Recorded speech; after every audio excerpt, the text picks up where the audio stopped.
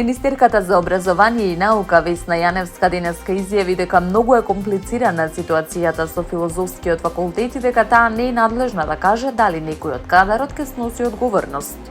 Затоа постојат други институции во земјата. Се надевам дека таа процедура ќе се тече така како што треба.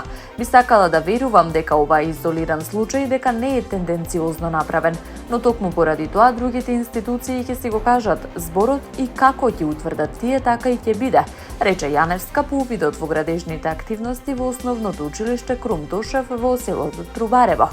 На прашањето за тоа дали ќе им бидат поништени дипломите на магистрите, таа рече дека вчера изјавила оти се уште го чека извештајот, но доколку се поништи уписот, следи и поништување на дипломите.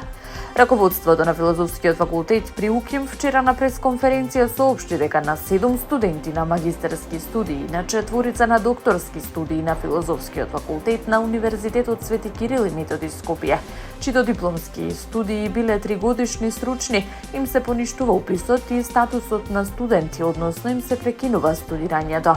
По случај дека ги почитуваат и ги спроведуваат заклучоците на Државниот просветен инспекторат, кој при извршен надзор констатирал нерегуларности при упис на овие студенти на магистерски на докторски студии и го донел решението за прекид на студирањето. Деканот на Филозофскиот факултет, професор доктор Оливер Бакрески, рече дека студентите не се без диплома, но дека не е почитуван законот, кој пропишува дека само со академски, но не и со стручни студии може да го продолжат студирањето на повисоки циклуси.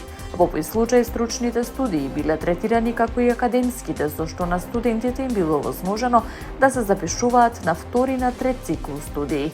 Првиот студент на постдипломски студии со 3-годишни стручни до дипломски студии бил запишан во 2019 година. До сега не докторирал ниеден, магистрирале 8 на едногодишни стручни студии.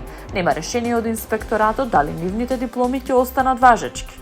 Јаневска претходно вчера изјави дека Филозофскиот факултет на Универзитетот Свети Кирил и Методи Скопје треба да постапи по заклучоците на Државниот просветен инспекторат, кој при извршен надзор констатирал нерегуларности при упис на студентите.